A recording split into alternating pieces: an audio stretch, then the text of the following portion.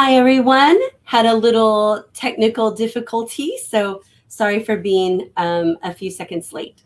So I am going to actually just start to share my screen because I have a slide deck to show you. So let me, oops, I'm going to have to go open it back up. I don't know if you have ever, well, I don't know if any of you have ever tried to do this before, and it just seems like whatever can go wrong will go wrong. And no matter how much I prepare. So I'm going to get to I got to open up this PowerPoint that I want to share with you. I'm really excited about this tonight. If any of you have had a DNA test and you're just not really sure what steps to take next, this is the class for you. It was actually the request of a friend of mine named Maxine from church. And so if you have something that you know that you want to learn about, please feel free to put a suggestion in, like, this is what I want to learn about. And because that's how I get the ideas for the classes that we're going to do. So, okay, I've got the thing there. Oh, hi, Meg. And hi, Kathy. Thank you for joining me. Let's see here. So now I'm ready to share. Now I think I've got it pulled up. Share screen. It's really a bummer when they say, oh yeah, it's easier to do this with 2 monitors, but that isn't really working for you. So here we go, but this is working. All right, so I've got this presentation ready to go. However, I already know this information. So if you have a question, please don't hesitate to ask, or if I say something that you're just not 100% sure what it is I'm talking about, feel free to ask. Okay, so I think that some people think that when you get a DNA test, you're going to open up Ancestry. And tonight, I'm really just talking about Ancestry. All of the DNA companies have their own little ways of doing things. But no matter who you test with, I think a lot of people think it's like some kind of Harry Potter spell that you can cast that's like Axio relatives, and just you'll do the DNA and all of a sudden all the family mysteries will be solved and you'll have millions of cousins and you'll have some big reunion. But it's not really quite that easy. And so what you do get with DNA testing is, oops, sorry, this is a problem sometimes. With DNA testing, you're going to get a lot of DNA matches, and you're going to get an ethnicity estimate, and you're going to get a couple other things as well. With DNA testing, you do not get a genealogical tree. That is something that you still have to do. Taking a DNA test will not do that boots on the ground genealogy work for you. So I think one of the most important things is to manage your expectation of what the DNA can do. And we're going to talk about that tonight. So the first thing, so I've organized this into 5 tips, and the number 4 is where we're going to spend most of our time. But number 1 is you must have a question, right? If you opened up a genealogy DNA fortune cookie, it would say you need a question, because if all you do is take a test and then go look at all these matches, it can just be overwhelming and it won't actually move you forward.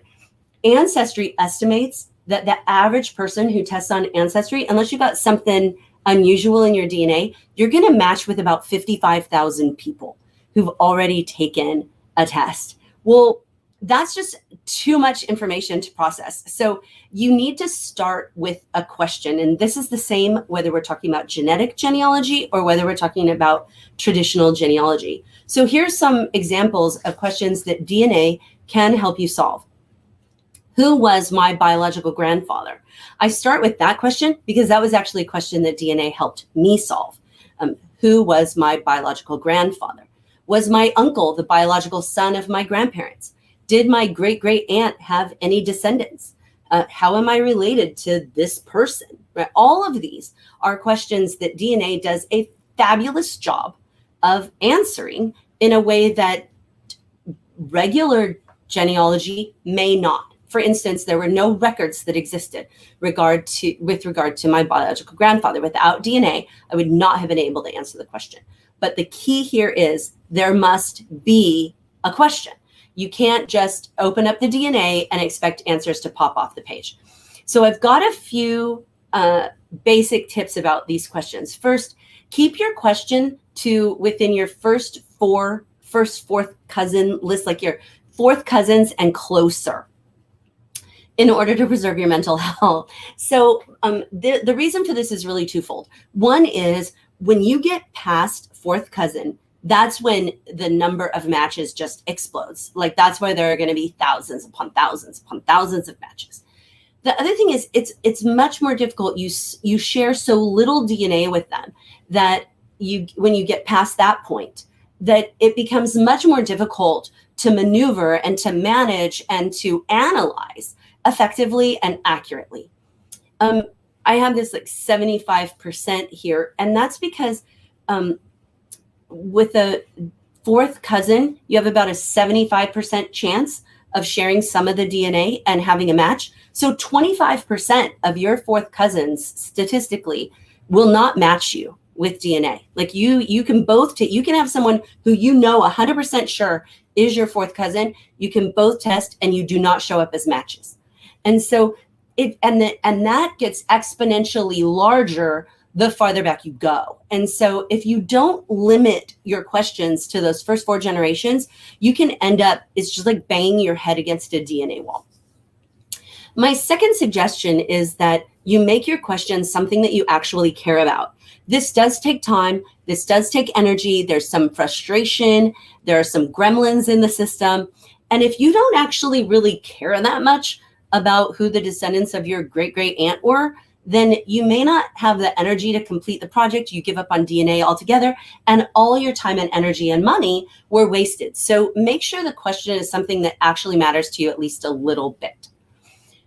Next, when you make those connections, make notes about them. So I'm going to show you where to do that later, but this is something that I wished I had done from the very beginning. When I first tested with Ancestry a number of years ago, I tested when it was fairly new, then I wish that I had started then making notes. So when you have a question, the notes that you take will be in large part what helps you answer that question.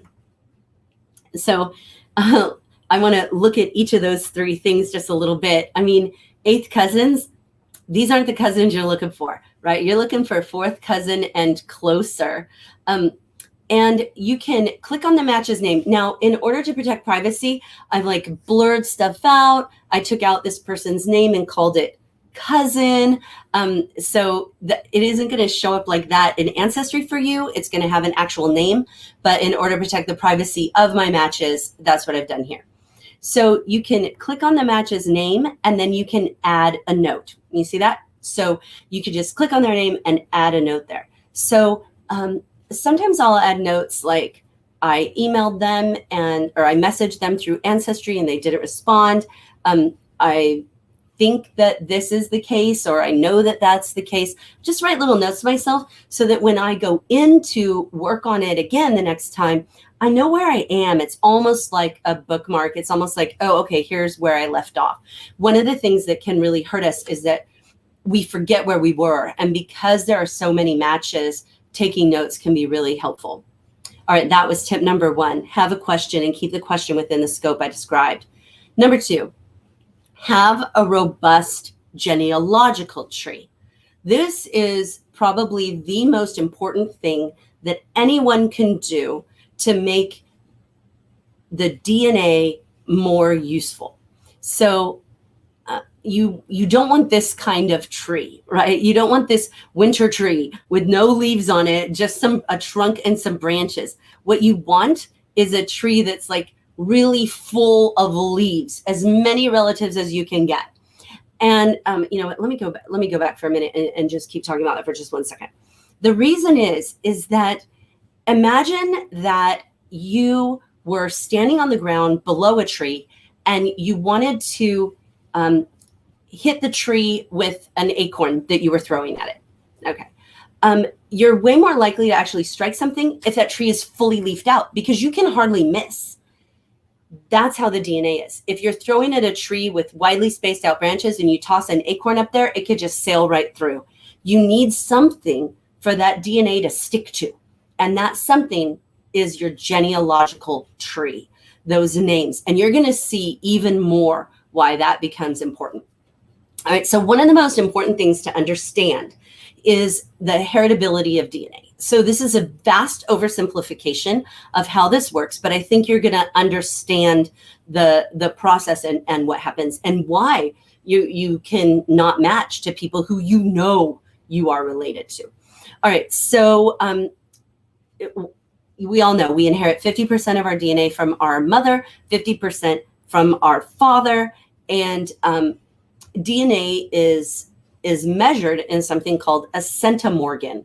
That's just a unit of measurement, like a centimeter or an inch or a gram or something like that. Well, it's a unit of measurement, and it's called a centimorgan. And those centimorgans lie on something called a segment.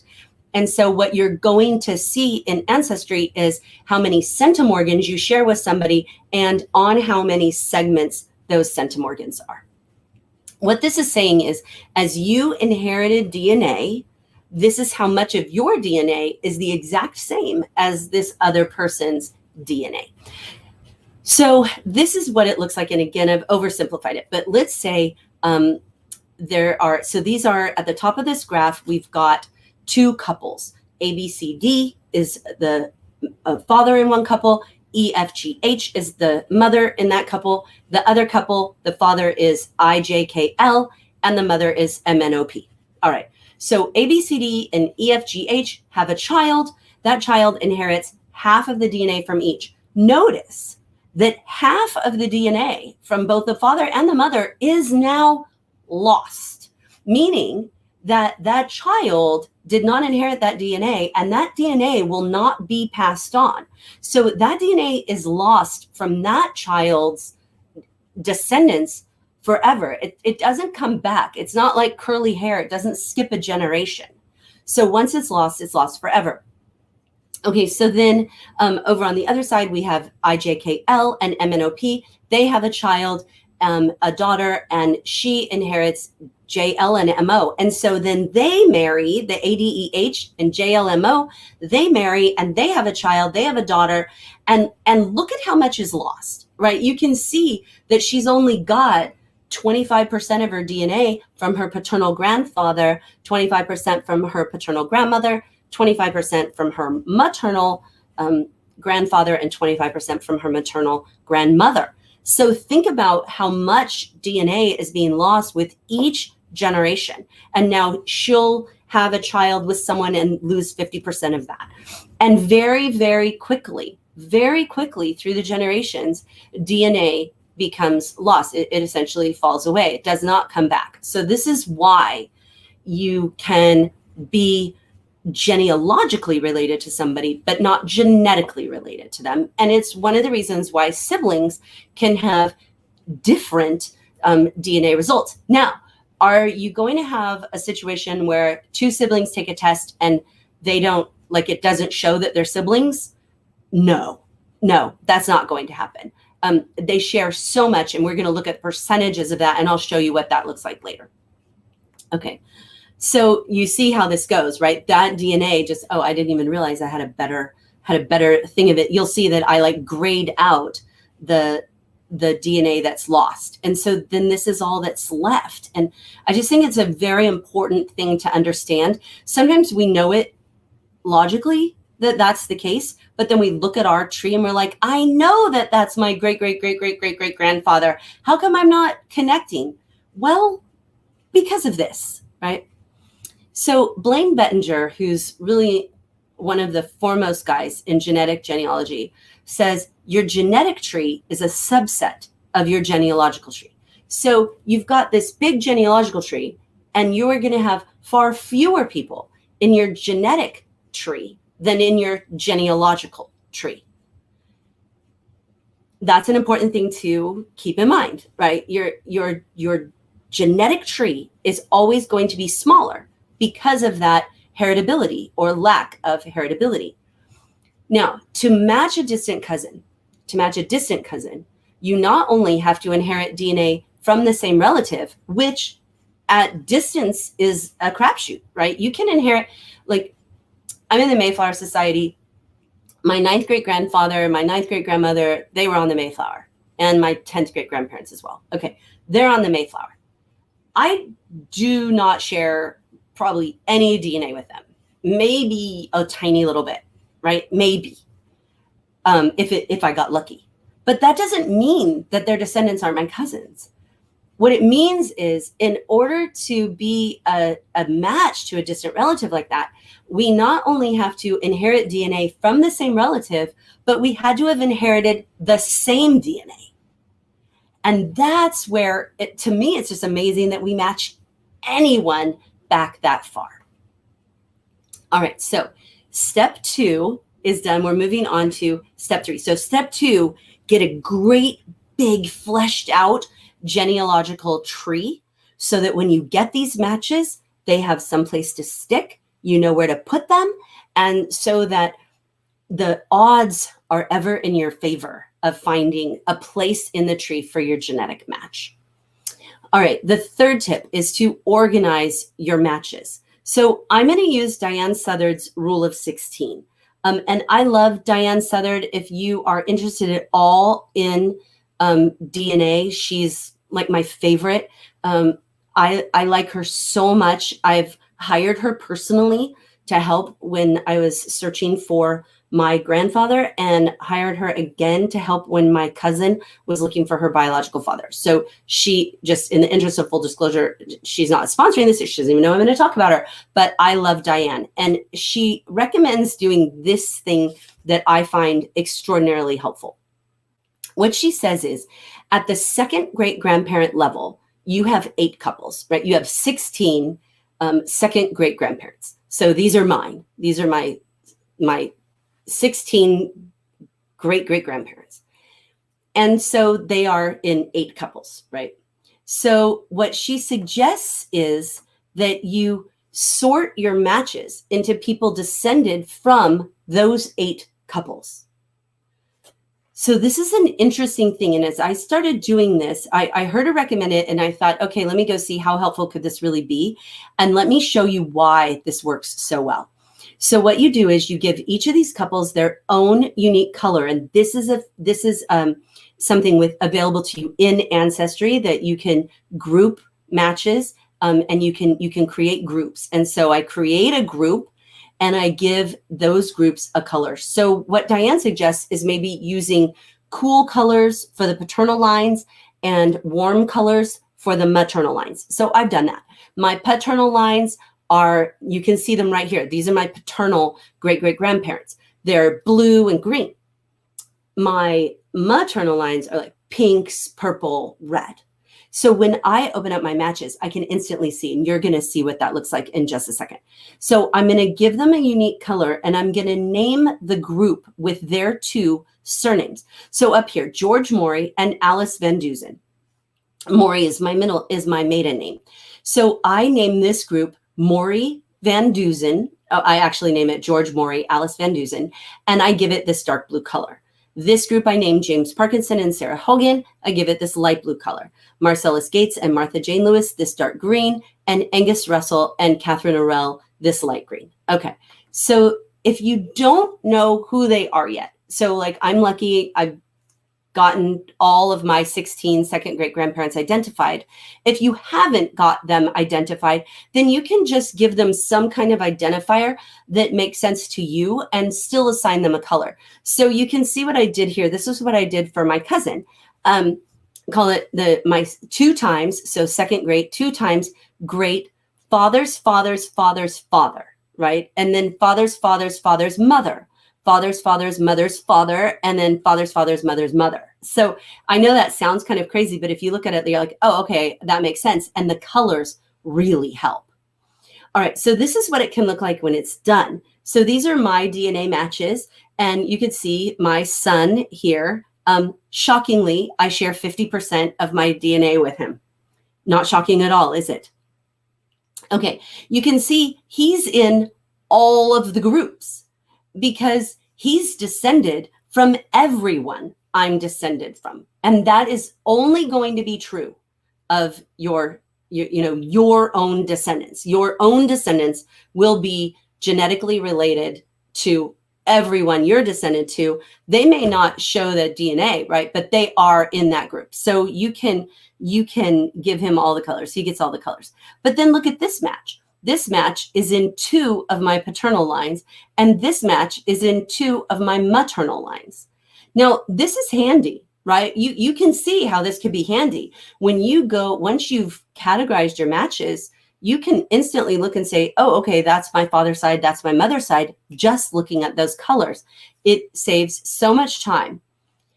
So here's how you create the groups. This is going to be a little video within a video that's going to run. I'm going to type this group name in here, Joe Smith, and this is going to run again, so we'll be able to see how it starts.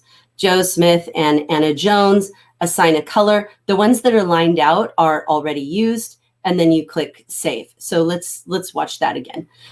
You're going to go in your matches, you click on groups, create a group, and then type in those names like you just saw. That's how you create those groups. So you just go into your DNA matches, click create a group. Now, I've got these groups, but you can create other groups if you want to. You can create a group that's, mother's side, father's side, descendants of so-and-so, right? You can create any groups you want. I sort my matches into these 8 groups. And again, you can ask any questions that you want. So if you have any questions, please feel free to throw them in the chat. All right, so how do you add people to the group? Well, if you know who they are, or if you have a common ancestor, then it's easy peasy. So for this particular match, Ancestry is saying, oh, you have a common ancestor. So you see my little asterisk down here? Do those first. They're so easy because Ancestry is going to give it to you. They're going to scroll the tree. I've blocked out the earlier part of this matches tree, but I click on common ancestor and it says, oh, this cousin is related to you through Marcellus Gates and Martha Jane Lewis. Well, how much easier could that be? I just happen to have a group that's Marcellus Gates and Martha Jane Lewis. Now, if you, the thing is that it is possible if one of these guys had married twice, it would be possible that they could be related to you through only one side of this couple. That is possible. However, I don't worry about that. It's rare enough that I don't worry about it. And I just know that's the line. And that's really all I care about is the line. All right. So how to add them to the collect group. You click the plus sign next to the person's name, scroll down to find the group they belong in, click that plus sign, and then add to group, that green down at the bottom, add to group. And then now we see the dots. And that's how you do it. Let's watch it one more time. Click add to group, that plus sign over there, scroll through, find the group they belong to, and select it, and then click add to group. It's that simple. All right, let's say you don't know who they are and they don't have any tree. No problem.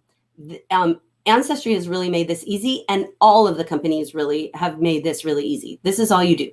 So I have this match, a second to third cousin. That's really quite close. Second cousins will share great-grandparents with you. Third cousins will share great-great-grandparents with you. This person has no tree.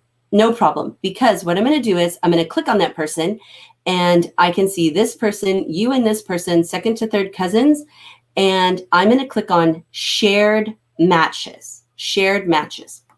When I click on shared matches, I can see, oh, here's a shared match, and that person is in these 2 groups. So guess what I know about this person? They're in those groups too. They're in those groups too. So use the shared matches tool to help you identify how you are related to people with no tree and you don't know who they are. So if you have a shared match and you've already put that shared match in a group, voila, right? You're in like Flynn. Now, if this works best when you've already categorized the ones you know. So make sure you do those first. All right. And this is why you need that great big tree. Remember I told you that leafed out tree? This is why you need it. Because you want to be able to connect that match to a specific leaf on a specific branch on the tree. Oh, thank you so much for that compliment. That means so much to me. I'm so glad this is helpful to you. Thank you. So I want to know, how is this cousin? Yes, I know that he is also a descendant of Marcellus Gates and Martha Lewis, but how? Where? Well, here I know. And because I have those names in my tree as well, I can go in, and even if Ancestry does not have his full name or her full name, I can just type the name in my tree that Ancestry says as a DNA match. Like, let's say it shows up as just initials, DC.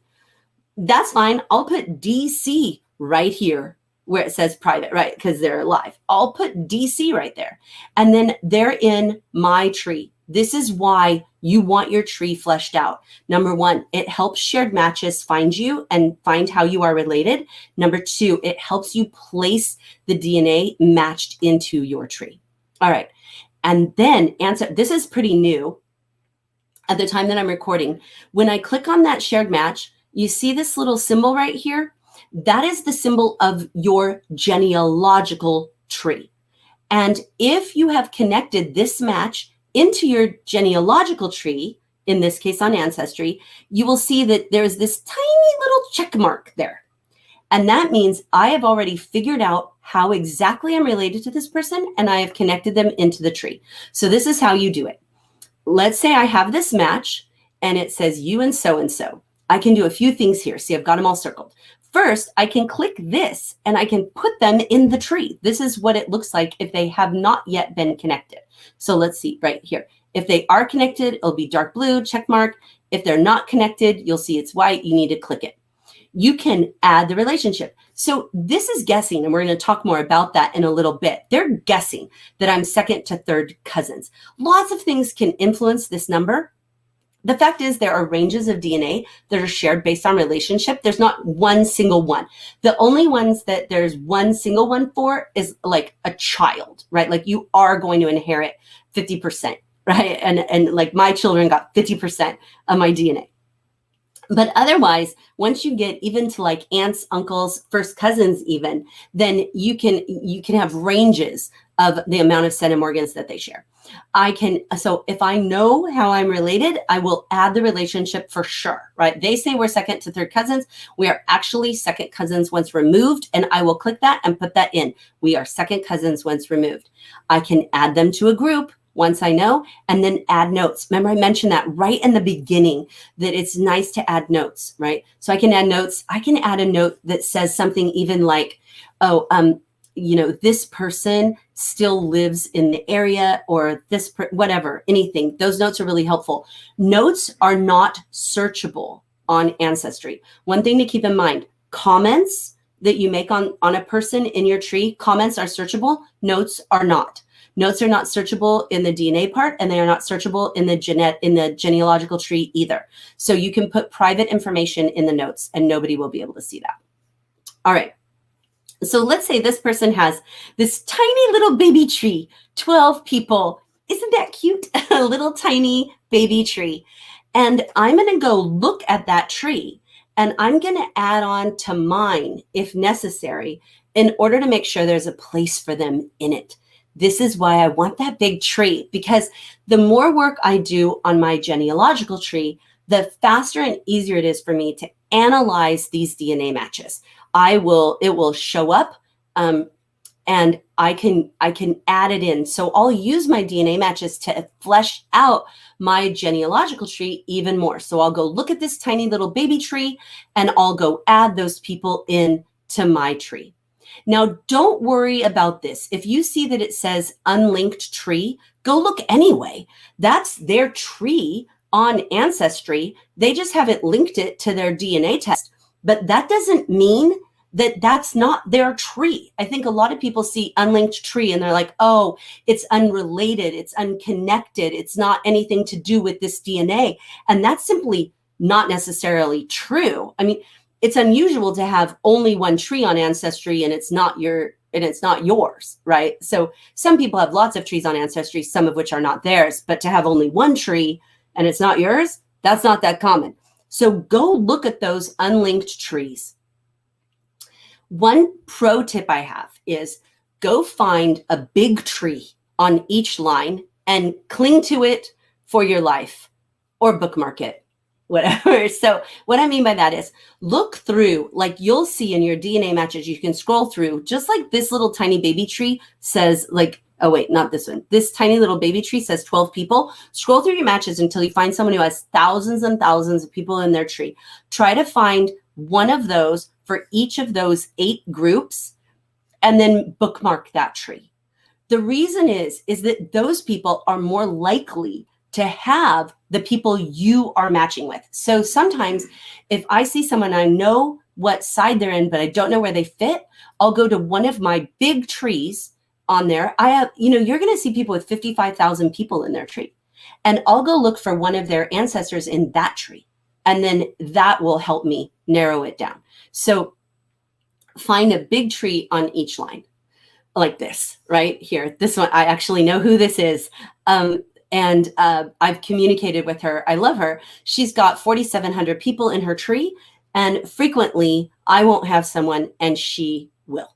And even though she's my 4th cousin, that doesn't matter, right? It's helpful. All right. Let's talk about through lines, because in Ancestry, they have something called through lines that can be very, very, very helpful. So you can see, so here's my tree. There we go. And if I click on, this is my great grandfather. If I click on him, you can see view through lines for Frank Morris Maury. So in order for through lines to work, and I'll explain why this is the case in a second, you have to have a genealogical tree. If all you've done on Ancestry is taken a DNA test, but you don't have a genealogical tree, you will not have through lines. Number 2, you have to connect your DNA test to your tree. So that person you saw who it said Unlinked Tree, they won't show up in through lines, no matter how close of a relative they are. You have to have your DNA test connected to the tree. Number 3, that tree has to be public, or if it's set to private, it has to be private but searchable.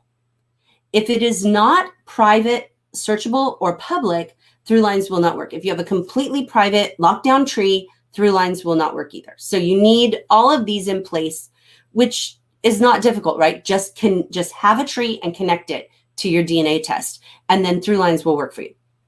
What through lines are is that Ancestry is taking the science of the DNA along with your family tree and the family trees of all the other people in there who have been genetic matches to you, and they're making calculated guesses and they're grouping you together. So let's look at my tree and see what that looks like. So I'm in through lines right now. And I've scrolled down to my 4th great grandparents. If you have those people in your tree, it will look like this. If you have them in your genealogical tree, it will look like this. I have whatever picture I have for them, and then you can see them, right? They look like this. If they are not in your genealogical tree, but Ancestry says, look, this is a through line for you, then it will look like this. They will have a green face, and I don't know if you can see it, but there's a teensy, really small, narrow dotted line around them. And what they're saying, and you see here, it says potential ancestor. What Ancestor is saying here is, we think because you are related to other people in the way that we would expect, we think this is a potential 4th great grandfather for you, or 4th great grandmother for you. So go look. Dotted line and green face equal potential. Looks like this, they're already in your tree. So when you go through your through lines, if you go look at through lines, one of the first places to look is this. All right, let's look at what we can see. So this is really small, I know. I'm gonna narrow it down in the next couple slides. I just want you to see if you click on one of those people. Okay, it doesn't help to get a drink of water. I have a completely empty glass. Okay. How to go from DNA matches, how to click through lines. Yes, absolutely. Let's go back here. Okay, so here I am in my tree. I just clicked on, okay, so here's my tree. I click on it. I click on the person in the tree. And then if there are through lines for that person, it will show right here. And I can click that. You can also get to through lines just by clicking on your DNA matches in the top main menu And the drop down under DNA, one of those choices is Throughlines. When you go into Ancestry, under DNA, one of the drop-down menu for DNA is Throughlines in general. If you want to go to Throughlines for an individual, you can get to it from here. If you want to see all your Throughlines at one time, go to the main menu. The drop-down under DNA will take you there. Okay, so I clicked on this Throughline for Peter Councilman, who I think I have here. Yes, this guy, my fourth great grandfather, Peter Councilman. It was really Councilman, but they changed it. All right, so Peter Councilman, I click on him, and it tells me that he had all of these children. Now, I know it's too small to see. Don't worry about it. I'm going to zoom in on it for a second, but I needed to have it this small so that I could show you kind of what you're going to see. You're going to see all the children listed left to right, oldest to youngest. And for each of these, it's going to tell you how many matches you have for each of those children. And you're going to have different numbers of matches because like some kids will have had more kids. And so then you're going to get more matches that way. Some kids will have had more kids who tested and you're going to get more matches that way. Sometimes you're going to get more matches because it's the one you're descended from. So like here, this is me, Electa Councilman, Peter's daughter, Electa, is my third great grandmother. And so I have a lot of matches, a lot of the matches. I share like over 30 matches with people. Maybe it's like 40 matches with people through this guy. And almost half of them are also through Electa. Okay, so you can see what this looks like. Okay, so here he is. Here's Electa. I have 17 matches through her. And I can click this and it will expand and it will show. And I'll show that in another one. But you can see here, her brother James, I have a match here. I only have one. That's why it's showing. Her brother Edwin, I have one. Her sister Angeline, I have two. Some of them have 3, some have 7, whatever. But you're going to see how many matches you have through each child. If you do not have any matches through a child, that just means that either none of their descendants have tested, or they didn't have any children, or they were not actually the biological child of that family. All right. Oh, I just duplicated that on accident. Okay. Oh, thank you, Meg. All right. So if you click on one person, it'll show you how you're both connected. So I go from my great-grandfather to my grandfather. This is his brother, and his brother's daughter is here. Here's my father. So this match is my father's first cousin. This was a fairly recent match that was made. And when I reached out to her, she said she remembered my dad, which is crazy. But she and my dad were first cousins, which is crazy. So that was really fun. But this is what Throughlines will show. Throughlines will say, through the DNA and the genealogy, this is how we think you are related. Okay, so this is what's really helpful, is that when I expand these Throughlines, you see this is me, goes all the way down. I can click on these other people and expand them. You see this little, I know it's small, but there's this little arrow here. It will expand, it will collapse and expand. And so I've expanded it here. You can see it's an up arrow now because it's expanded. If I click that, it'll collapse. When you expand it, it'll show you generation to generation. Well, guess what? Everywhere it's green, I don't have that person in my tree. Everywhere it's green, I don't have that person in my tree. So I can use the through line to go look at it and say, wow, okay, that person belongs in my tree. And this is how I get a bigger and bigger and bigger tree. And this is why having a tree really helps, because I already have this person in my tree. If I have this person in my tree and this person in my tree, and they're a direct descendant of here, then I can, with pretty strong confidence, add this person to my tree. So I hovered over this and took a screenshot of it. These are my 5th great grandparents, and that's as high as it goes in Throughlines. It just goes through 5th great grandparents.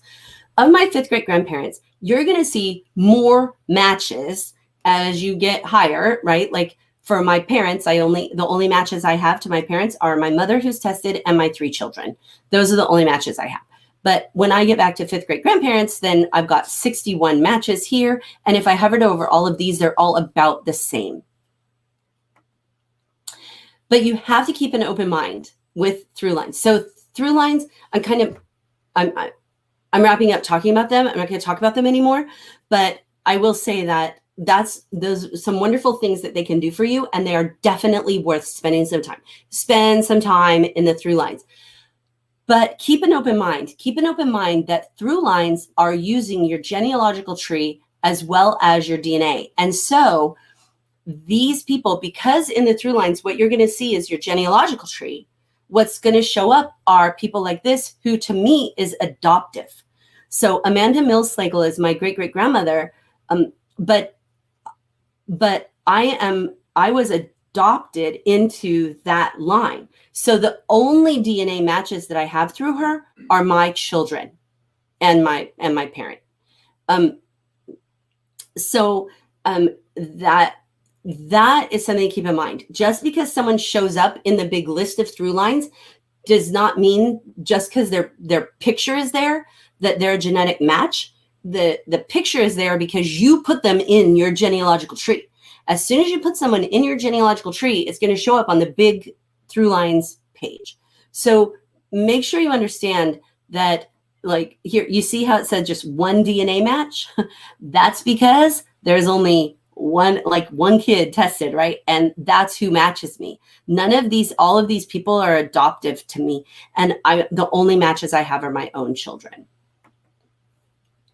So the key to everything, the key to making the Throughlines work well for you, the key to actually understanding your matches and making shared matches work for you is a leafed out genealogical tree. And I know that we're here tonight to talk about what DNA can do for you, but the truth is, and I know this is not what most people want to hear, but the truth is that there's just simply no substitute for a really strong fleshed out tree.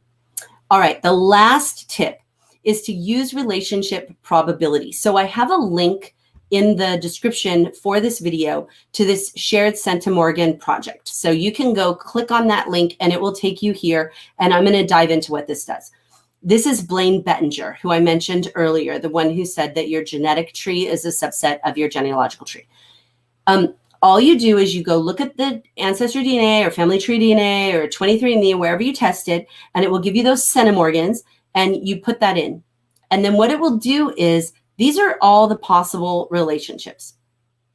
And you put it in, and it will tell you what are the odds that you're related to that person based on how many centimorgans you share. Like, it'll show you the probability that that is the relationship. Now, remember that these relationship estimates are guesses, and they can be influenced by many factors. So notice this all says third to fourth cousin, third to fourth cousin, third to fourth cousin. You'll get some that are fourth to fifth, fourth to sixth, or even farther, right? Broader range.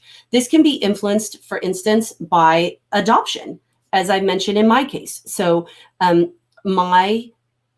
person who is actually my biological half aunt showed up as a first cousin match. Well, she's not my first cousin, she's my half aunt. But because she is my half aunt, it altered the amount of DNA that we shared.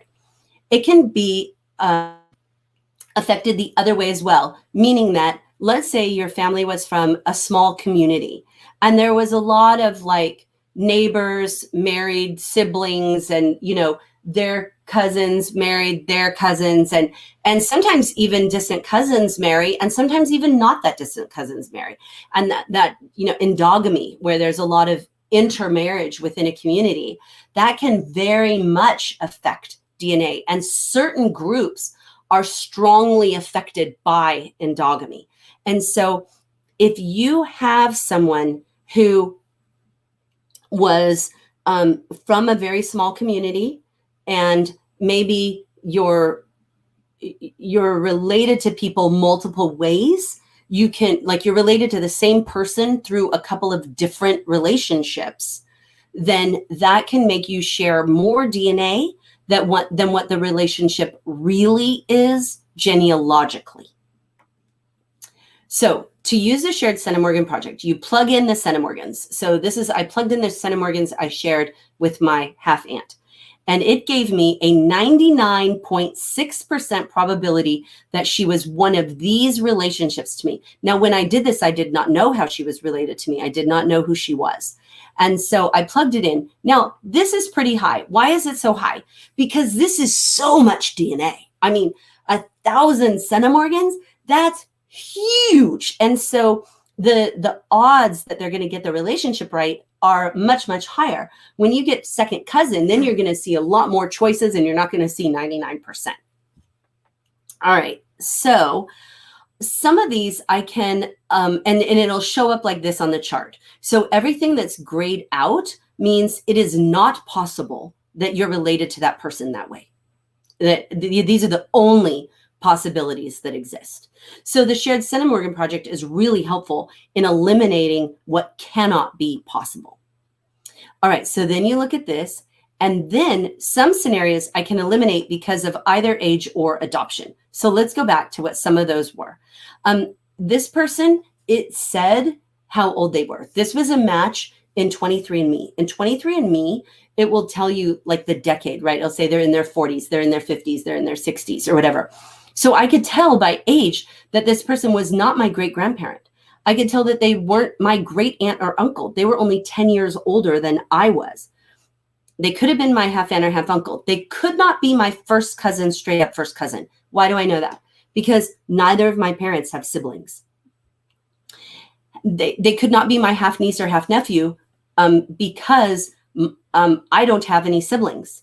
So I don't have any siblings, so they couldn't be that. They couldn't be my great niece or nephew because of age or my great grandchild because of age, right? So I end up being able to eliminate all the ones on the bottom and all but 2 of the ones on the top.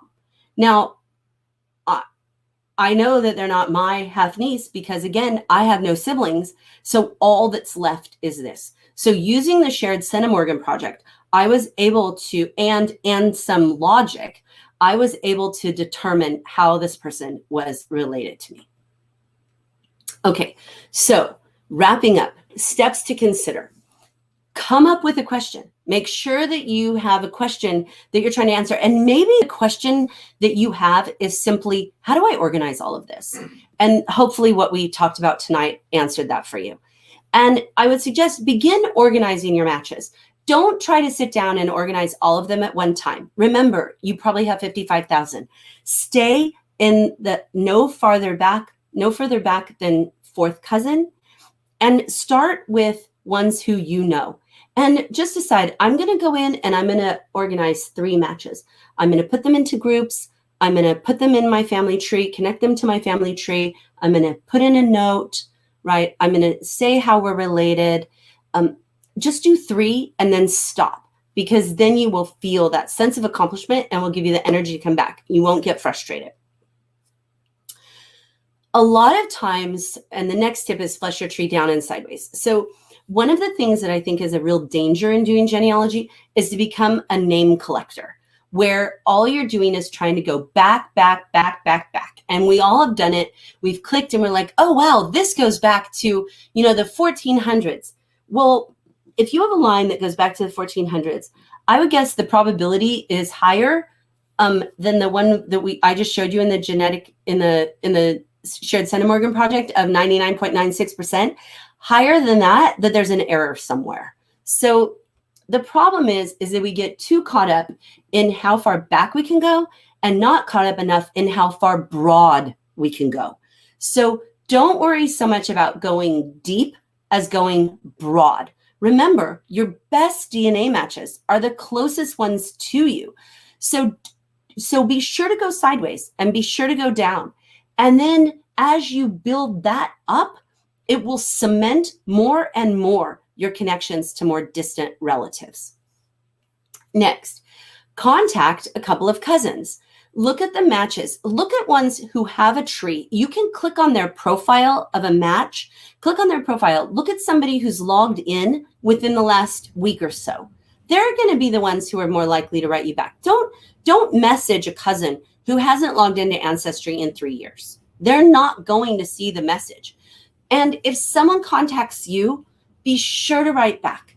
When you do contact the person, be nice. Say something like, I've been working in my shared matches in DNA, and I was excited to find that you're also descended from Marcellus Gates. I have this thing I know about him. I'd love to share it with you. Or I see in your ancestry profile that you live in Texas. I also live in Texas. I have found a fourth cousin who lives right here in my town. And our families that we are descended from are from upstate New York.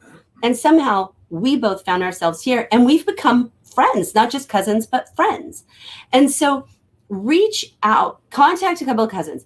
Don't contact 50. You won't remember who they are. And then you'll feel discouraged because nobody writes you back.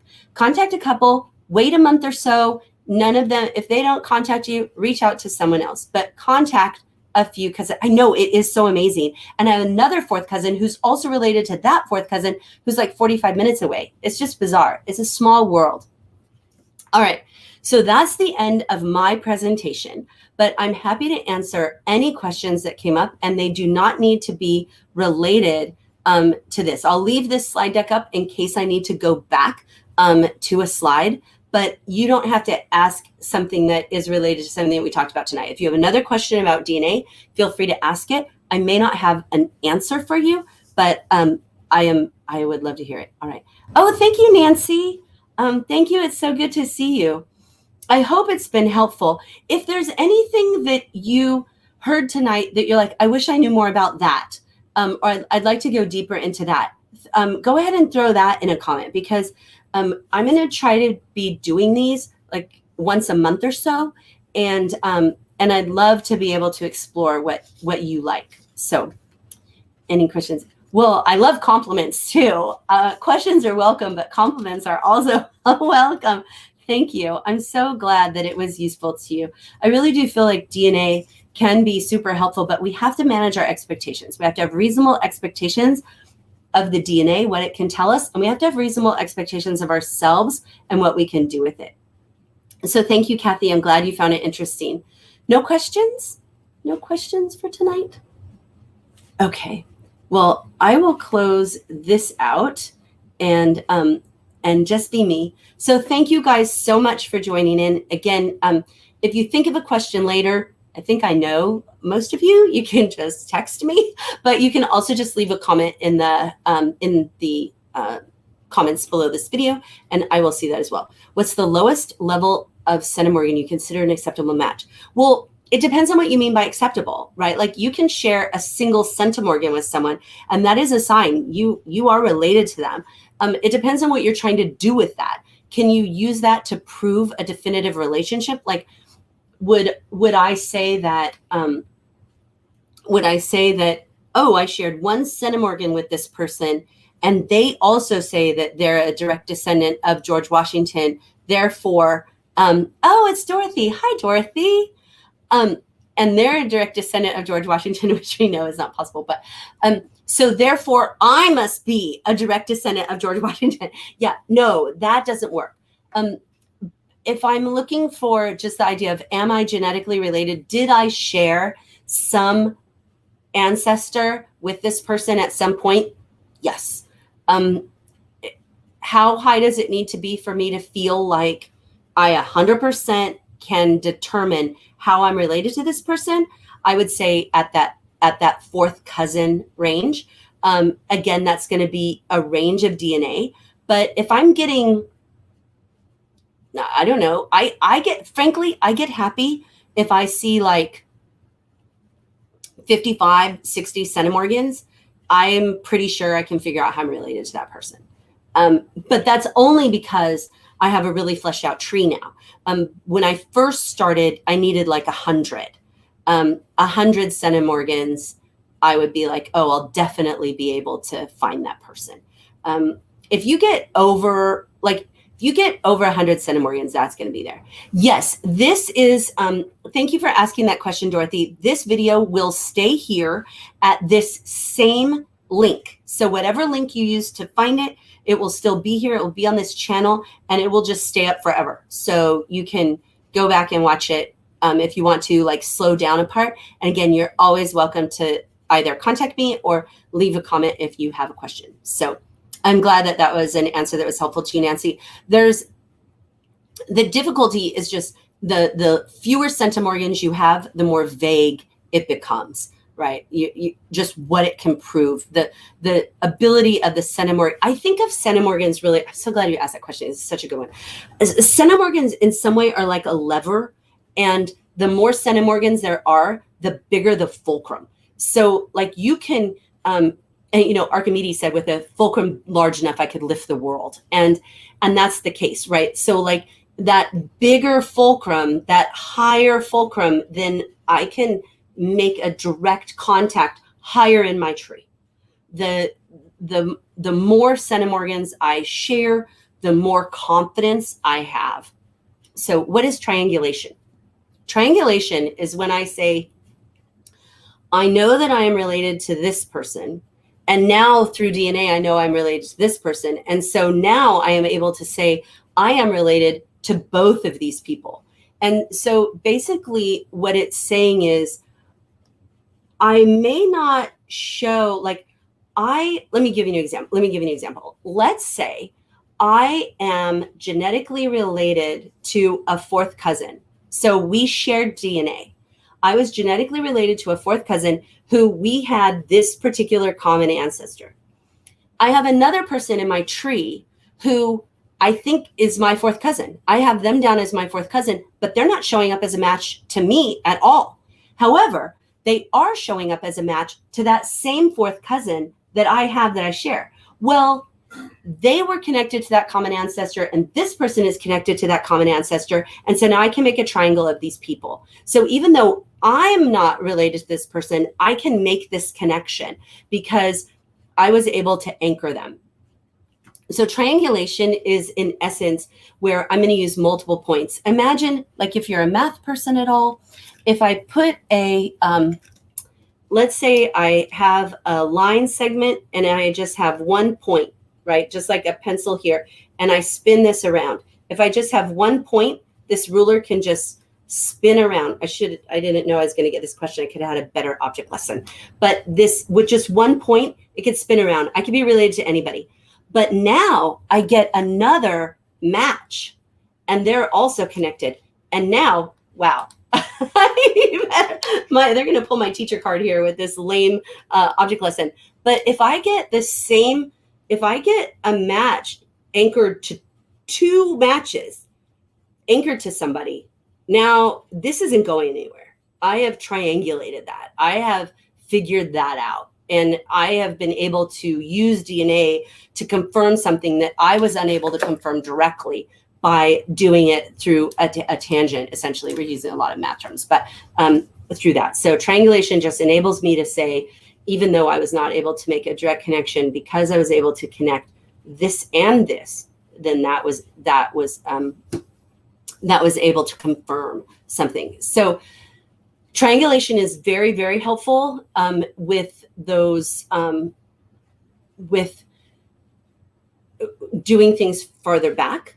But triangulation is also helpful when, like, in my situation with the adoption, when I now have a theory, I can use triangulation to confirm the theory. So for instance, I took shared matches that I had with that half aunt, and I didn't know she was my half aunt. It was showing up as a first cousin. And I went and looked at her matches, and I was able to tell who they were. And then I looked at how those shared matches were related to my half aunt. And through that process, I was able to triangulate and say, that is my half aunt. So that is what triangulation enables you to do. All right. Well, I want to thank you all for coming. Thank you so much. I'm so glad it was helpful to some of you. And if you have any questions after watching it or later that occur to you, please don't hesitate to reach out. Thank you so much. Have a good night.